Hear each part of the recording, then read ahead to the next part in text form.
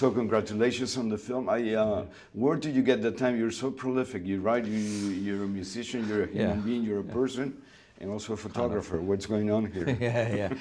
Well, you know, I mean, once it got going, it seemed like an important project and an extension of the book. I wasn't expecting, of course, you know, first I didn't know I'd write a book, but I did.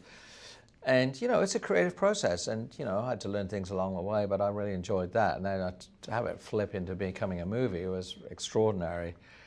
And it sort of came about because I'd seen a film that was based on photography and an autobiography, and that led me to thinking, well, maybe I've got this kind of parallel thing, and this could be. And I hooked up with Norman Golightly in Hollywood, who worked for Nicolas Cage, and another guy called Brett Morgan. And we got together and proposed that we see if we could sell it. And we did, almost immediately.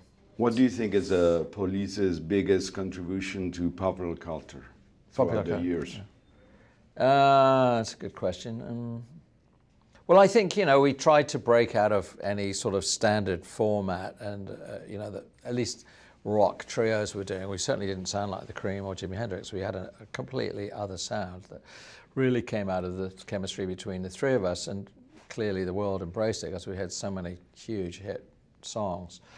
I think it was a very fresh voice that has kind of remained very current and fresh, still going today. So, you know, I think, I know what we contributed. We contributed a lot of great songs and tracks that are still being played sort of incessantly everywhere. Was it emotional for you to go back to those years in which you had a great time and difficult times and everything? You were very lively and you were on stage and, you know. Yeah, no, I think it was emotional and sort of a little bit cathartic. Certainly when I was writing the book, I had to, you know, when I was telling the story about the police, I had to really revisit that and sort of get myself into an emotional state to, you know, get to the sort of truth of some of those moments we were going through. And it was important to me. You know, I'm not sitting around every day being sad and crying about, oh, it was still like that. You get over it. After a while, like any, at least hopefully normal person, you process it and, you know, you sort of take it into your soul and let go of it, you know. And one of the ways to do that for me, actually, is just to move on to new music. And that was the way I got over it in the first place after the big breakup in the 80s, is to get back in the studio and trying to create some new music outside of that situation. And that was really the thing that healed it for me. Why do you think rock and roll is so important for everybody? We all love rock and roll regardless of your culture. Yeah. Well, it's a sort of, you know, I think there's probably something in our DNA that responds to the rhythm, like it's almost a tribal thing, particularly, you know, English and American rock has sort of translated as a world language, and you know, it is a very visceral, exciting music and emotional, and people like to feel that. Can I ask you a superficial question? All like rockers and rock stars, you guys, you dress really cool and you have super unique hairdos. Where do you guys go? There you go. You know, you don't look like a suit from, you know, no. You don't look corporate, which is great. So. Well, not really corporate, no. I mean, no. You know, I know, so I think it's an extension of playing music. I don't think you can sort of try and play wild, sort of improvised music and then dress in a suit and tie. It doesn't seem to be like that. It's good to feel different, right? Or yeah. I mean, it's all an expression. What did I put on there? I put on it's my expressing yourself. Do you like this one? I love it. And the pants, I will steal them from you. But anyway.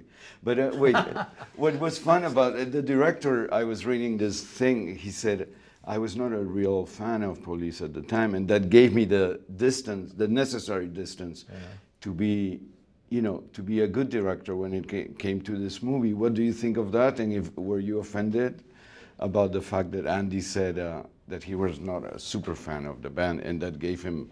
Well, you know, in a way, it's very offensive, but I'm going to let go of that.